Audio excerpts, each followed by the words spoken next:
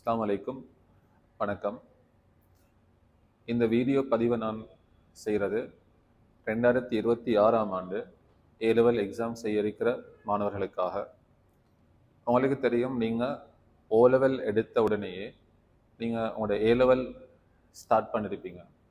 வழமையாக ஒவ்வொரு பேட்சுக்கும் ஓ-லெவல் முடிச்சுட்டு ஒரு ஏ-லெவல் ஸ்டார்ட் பண்ணுற டைம் ஒரு 3 மாதம் கேப் பண்ணிருக்கும்.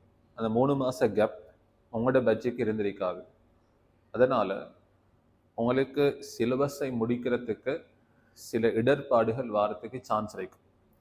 அதை நிவர்த்தி செய்கிறதுக்காக எங்களோட கிளாஸில் இனார்கானிக் கெமிஸ்ட்ரி முன்னுக்கு இருந்து போகிற மாதிரி ரிவர்ஸ் கிளாஸோடு நாங்கள் ஸ்டார்ட் பண்ண போகிறோம். ரிவர்ஸ் கிளாஸ் என்று சொன்னால் பின்னால் இருக்கக்கூடிய செக்ஷனை இப்பயே செய்து கொண்டு வருது.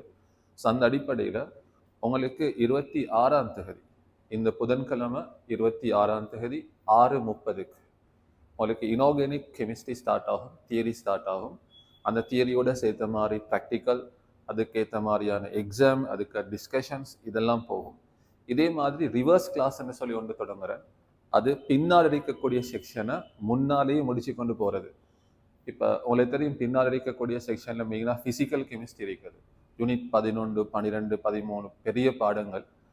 அப்போ நாங்கள் என்ன செய்ய போகிறோம்னு சொன்னால், பின்னால் இருக்கக்கூடிய செக்ஷனை இப்பயே தொடங்க போகிறோம். யூனிட் 11 உங்களுக்கு வார புதன்கிழமை ஸ்டார்ட் ஆகும். 6:30க்கு உங்களுக்கு ஸ்டார்ட் ஆகும். அங்கேயும் இதே மாதிரி தான் தியரி ஃபுல்லாக கிளியராக கொண்டு போவோம். அதே மாதிரி வளமை மாதிரி ப்ராக்டிக்கல்ஸ் வார இடங்கள் நாங்கள் ப்ராக்டிக்கல் செய்து காட்டுவேன். பிறகு எக்ஸாம் செய்வோம். பிறகு அதுக்கான டிஸ்கஷன்ஸ் போகும். அப்போ இந்த கிளாஸில் நீங்கள் கலந்து கொண்டீங்கன்னு சொன்னால் உங்களுக்கு இன்னும் ஒரு 6 மாதத்துக்குள்ளுக்கு நீங்கள் முழு சிலபஸை நீங்கள் என்ன செய்யலாம்னால் முடிச்சு கொள்றதுக்கான வாய்ப்புகள் இருக்கும். அப்போ இனார்கானிக் கெமிஸ்ட்ரி முன்னால் இருந்து போய்கொண்டிருக்கும். அது மாதிரி பின்னால் இருக்கக்கூடிய ஒரு செக்ஷன் ஃபிசிக்கல் கெமிஸ்ட்ரியில் மிக முக்கியமான ஒரு பாடம் யூனிட் 11. ஸோ யூனிட் 11 நாங்கள் இப்பயே ஸ்டார்ட் பண்ண போகிறோம். அப்போ ஒரு கட்டத்தில் என்ன செய்யும்னு சொன்னால் ரெண்டும் ஒரு இடத்துக்கு மெர்ஜ் ஆகும்.